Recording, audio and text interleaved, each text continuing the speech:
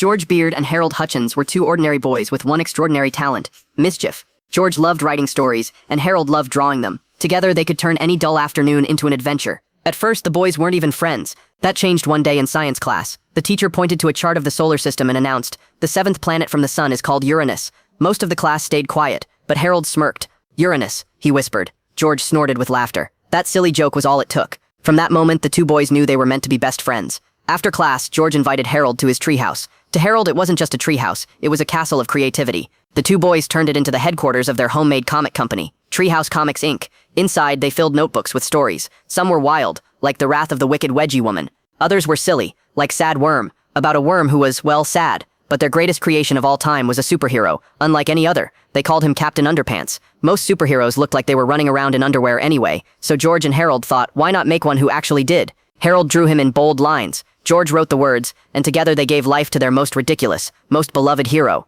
But heroes need origin stories, so they invented one. Long ago, on a planet called Underpanty World, everyone wore only underwear. It was peaceful until the planet began to explode. To save their baby, Big Daddy Long John and Princess Pantyhose stretched the child's underwear and launched him into space. He landed on Earth, where he was raised, not by people, but by dolphins. He grew strong, gained amazing powers, and declared, "I fight for truth, justice, and all things pre-shrunk." George and Harold roared with laughter. It was perfect. But one person didn't think so. Their principal, Mr. Krupp, was the grumpiest man alive. He hated recess. He hated comic books. He even hated kittens. Whenever George and Harold made mischief, Mr. Krupp was there to crush it. One day, Mr. Krupp caught them red-handed. Using Melvin Sneedley's turtle camera invention, he recorded the boys' latest prank, turning the science fair into a toilet paper blizzard. With proof in hand, Mr. Krupp finally had them. He waved two papers in their faces, class transfer slips. Their friendship, he declared, was over. George and Harold were desperate. As Mr. Krupp prepared to sign the papers, George grabbed an old plastic hypno ring from his desk.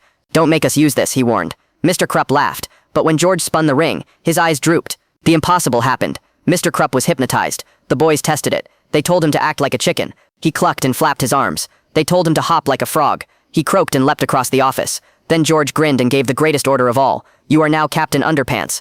With a mighty tra-la-la, Mr. Krupp stripped to his underwear, tied a curtain around his neck, and leapt out the window. What followed was chaos.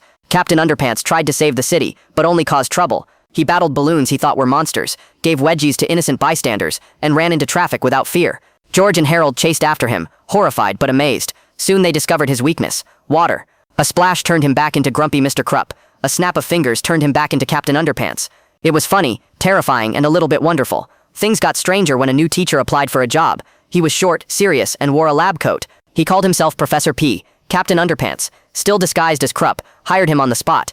But Professor P was no ordinary teacher. His full name was Professor Poopy Pants, a fact he kept hidden. He despised laughter and wanted to erase it from the world. Years earlier, he had been mocked at an award ceremony because of his ridiculous name. Now, fueled by revenge, he had come to George and Harold's school to carry out his plan. The boys uncovered his name and couldn't resist. They made a new comic starring Professor Poopy Pants as the villain. Soon the entire school was laughing at him. The sound echoed down hallways and through classrooms.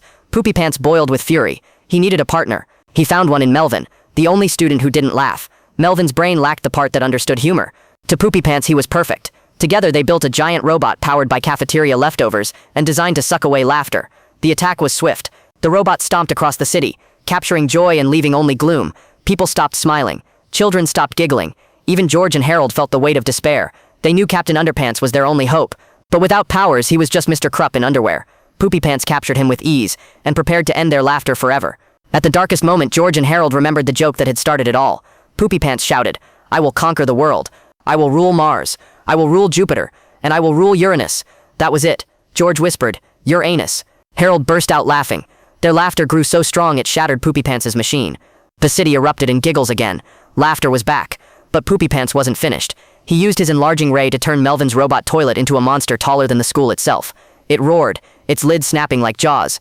Just when all hope seemed lost, Captain Underpants burst from a giant toilet, supercharged by the toxic sludge inside. With new strength, he battled the monster, dodging its snapping lid and throwing punches. George and Harold grabbed the shrink ray, zapped the robot, and sent Poopy Pants flying away on the back of a bumblebee. The city was safe. George and Harold returned home, knowing they couldn't rely on hypnosis forever. They smashed the ring, freeing Mr. Krupp. He stormed off, cranky as usual, but the boys saw something new in him: loneliness. His house was neat, quiet, and empty.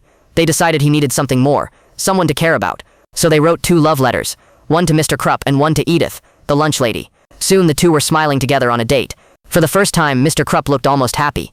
George and Harold watched from their treehouse, proud of their prank.